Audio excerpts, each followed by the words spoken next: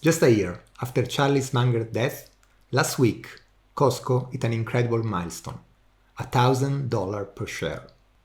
Is it a coincidence or is it Munger legacy that is convincing investors into buying this stock?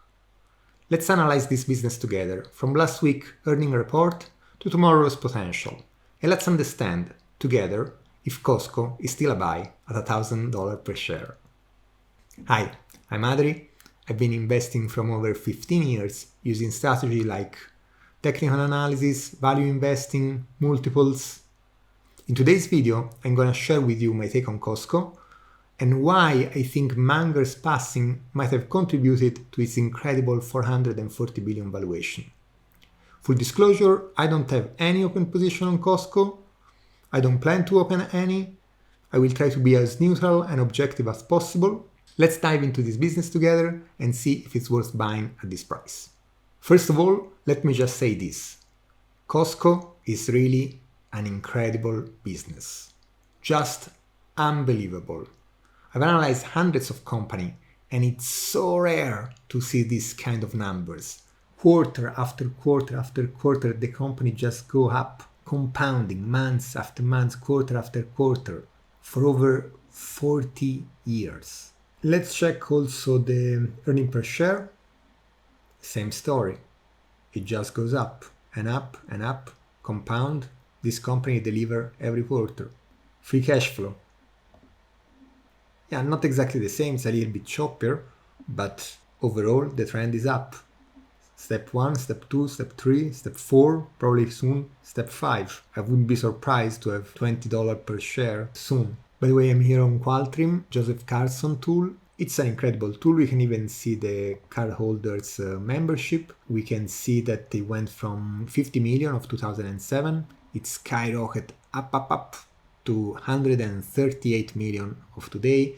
It's remarkable considering 2008, in a recession here. It just went up, also in a recession here. Basically, no one ever canceled. Like a renewal rate, 88%, 90%. Today we are 92, 93%. They just provide too much value to the customers. And their value proposition is also quite easy to understand. Buying at Costco is cheaper and everybody wants that. And we can also see it on the numbers. They sell goods for 253 billion with 5 billion of free cash flow and 5 billion of membership.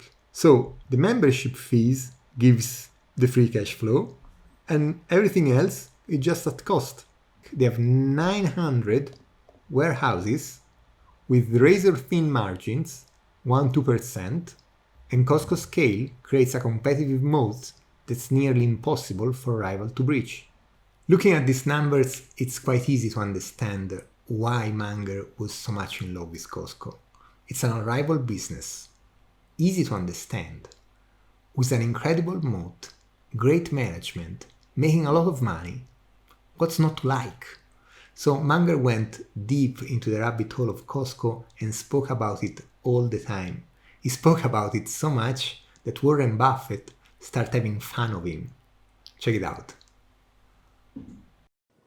Charlie and I were on a plane recently that was hijacked. With what? It was hijacked. I'm telling about our experience on that hijacked plane when the hijackers picked us out as the two dirty capitalists that they really had to execute. Each of us would be given one request before they shot us. They turned to Charlie and they said, "What would you like as your request?" Charlie said, "I would like to give once more my speech on the virtues of Costco with illustrations." And the hijacker said, "Well, that sounds pretty reasonable to me." And he turned to me and said, "And what would you like, Mr. Buffett?" And I said, "Shoot me first."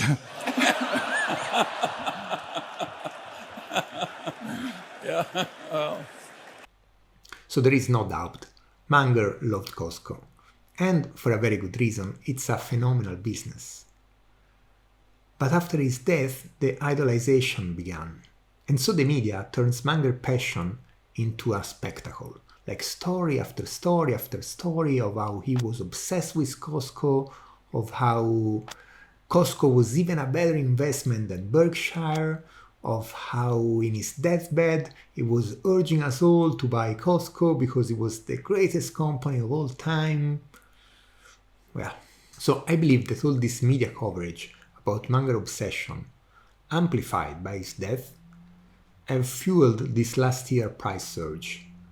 It's a little bit like when an artist dies and suddenly his art price skyrocket because scarcity become reality. In a similar way, like Munger's death and the scarcity of his financial tip channel investor into Costco, his last final tip. So let me just state some facts. In the last 12 months, Costco has earnings per share of around $16.5, has a steady growth in the last 10 years of around 8.5%, is a business with very little risk, no share dilution, more cash than debt, based in US, very strong moat, loved by customer, but, and it's a very big but, it's $1,000 per share. Now, $1,000 over 16.5 earning per share is a 60 price to earning. Over $15 of free cash flow per share is a 66 price to free cash flow. It's a business with 2-3% profit margin trading at 1.7 price to sales.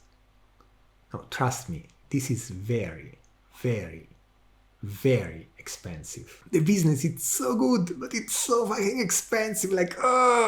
I know. People have been saying that for years, and Costco keep going up. But I believe this time it's a little bit different. Let's see the chart. So let me say that as a value investor, I prioritize fundamentals and multiples, but I do appreciate a simple, meaningful technical analysis. So let's just use a logarithmic scale with the monthly candle. This green line here represents Costco secular long-term trend starting in October 1987. As long as the price stays above this green line, Costco has been compounding an incredible 1.428% monthly. This is just mind-blowing. Very few companies can sustain such a trend for 40 years. Compounding at 1.42 monthly means doubling the market cap every 50 months. Basically every 4 years, Costco doubles and doubles and doubles again. And it's done it repeatedly for 40 years. The problem is that now it's a mature, well-established company. It's the 20th largest company in America. It's no longer a startup or a young company with untapped growth potential. So, at some point, this trend will break, as it always does when companies reach maturity. So, let's be clear. I'm not saying that this trend will be broken tomorrow. I'm not even saying it will be broken next month. Not even necessarily next year. It might, but I'm not saying that. I'm saying that there is 100% chance that this trend will be broken at a certain point. 100%. You don't believe me? Check it out yourself. Take every single great company of the past. Take Intel. From 1974 till January 2005, it maintained a better trend than Costco. 1.78% monthly. And then, after that, here it peaked in 2000, reached maturity, stabilized, didn't went anywhere, since 20 years. Take Coca-Cola, from 82 to 2000, 1.7% monthly trend, then it peaked, stabilized. Basically, Coke arrived all over the world, and growth has to slow down. They're already everywhere. It can't continue this kind of growth of 1.7 per month. Once they're everywhere, it just stabilizes. Let's go back to Costco with daily candle. This trend down here, this fat green line is the secular trend with 1.4 monthly increase and currently is at around $520. On top of that, here is the day that Munger died.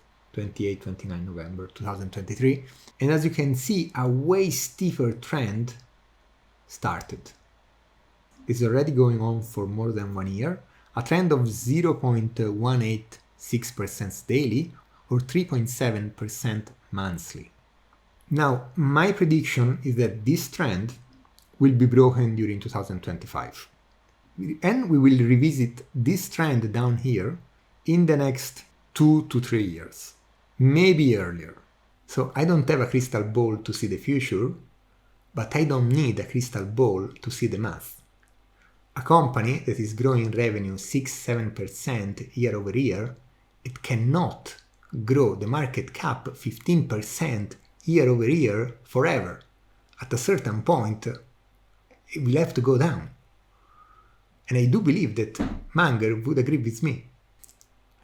Researching for this video, I watched hours and hours of content about Munger, speaking about Costco. He really spoke about it all the time. There is so much content. Anyway, finally, I found the interview where he said that he's addicted to Costco and that he will never sell his share. By the way, not selling his shares, it's very, very different than buying them. All the financial media covered that sentence like a gazillion times, while just a couple of sentences before, there is what is, in my opinion, the most revealing part. Check it out. As long as Costco keeps the faith with its strong culture and their extreme low markup policy, I don't see any stopping it. The trouble with Costco is it's 40 times earnings. But except for that, it's a perfect damn company. The trouble with Costco is that it's 40 times earnings. Now, I couldn't agree more. 40 times earnings make an investment very problematic, especially for a company that is growing single digit. Now, but if 40 times are trouble, today 60 times are completely outrageous. It's like, I don't know, honestly, I don't believe it will last. So this is only my second video and I'm trying to improve. I appreciate any kind of support, but it already makes me so happy that you made it so far. Well, thank you very much. I hope this video helps you out, and if you want to learn more about PE ratio and how to make money with it, please watch my only other video, the first one. Thank you again for watching, and see you next time. Peace out.